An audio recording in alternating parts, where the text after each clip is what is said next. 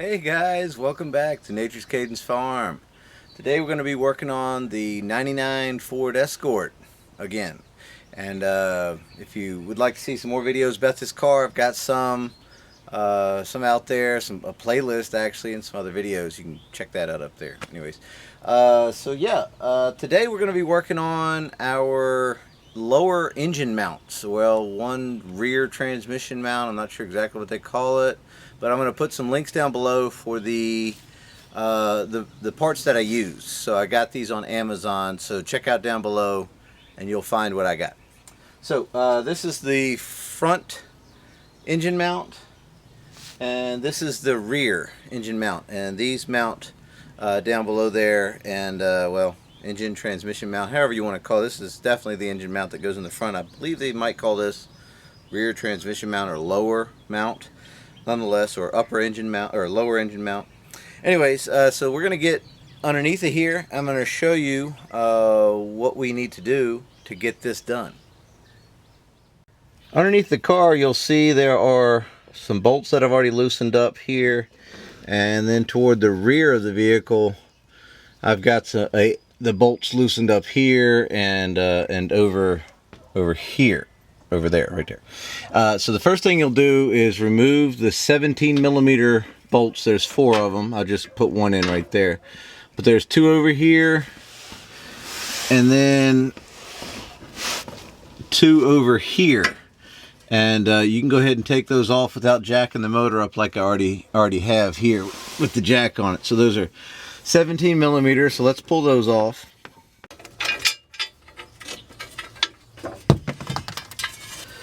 Alright, now that we've got those out of the way, or that cross member out of the way, you're going to need to go ahead and jack up the engine. You can see I've got the engine jacked up here at the bell housing for the transmission with this bottle jack, and that seemed to work pretty good for what I needed. All I did was jack it up until I kind of saw the car kind of moving a little bit up, and when I had these, these bolts loose already, at least these larger ones here and these larger ones in the back, I could kind of tell when the weight was removed from it, because this brace would move a little bit. So next thing you'll need to do is go ahead and jack it up, and then we'll have 4 14mm nuts, and there's 2 right here and two back there on the other engine mount, and then there are some 17mm nuts back there on studs with those rubber grommets on there, and then these are 17mm head bolts up here on the front.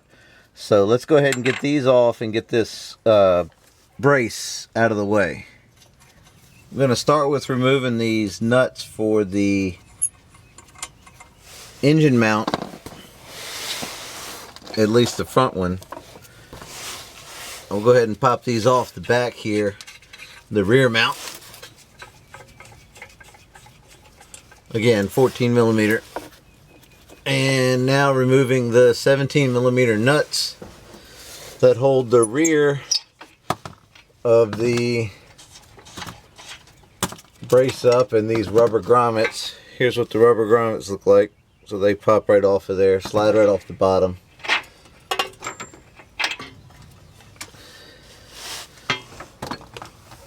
And now removing the front bolts to get those out of the way.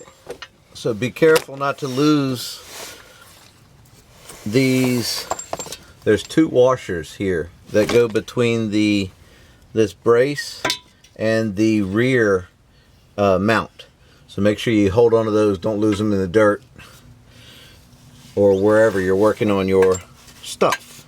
And there's also, did forget to tell you this, there are also 3, yeah, 1, 2, 3, these little 10mm head bolts that actually go into this plastic little protector or whatever on both sides of this. So 3 of those need to come out also. So for the front, we've got 2 17mm, or at least 1 7mm head and then one 17mm nut on the other side, and just loosen those up to get those out. I'll pull that apart here in just a minute, get that out of there. Just left it in there, didn't want to fool with it. The other side here, we've got a 17mm nut that holds this one on. So I've gotten the 17mm nut removed from this rear mount, and you can't get the bolt out because it hits the frame over here.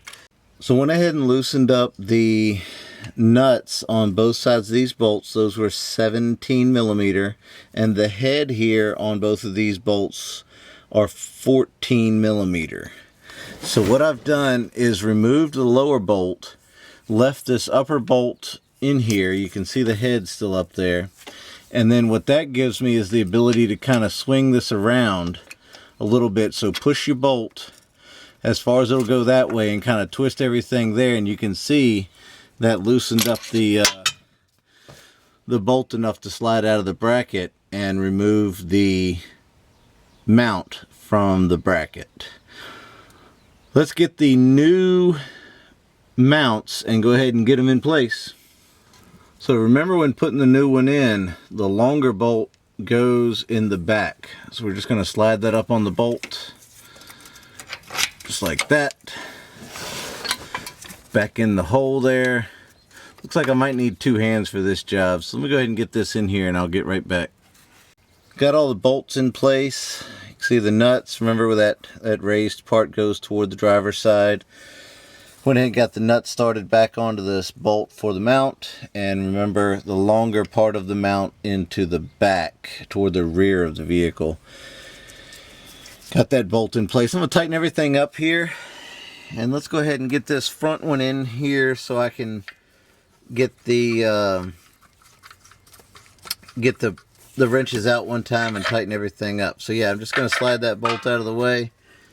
So when this one goes in, you want to make sure that the studs, see how they're kind of offset toward the front more?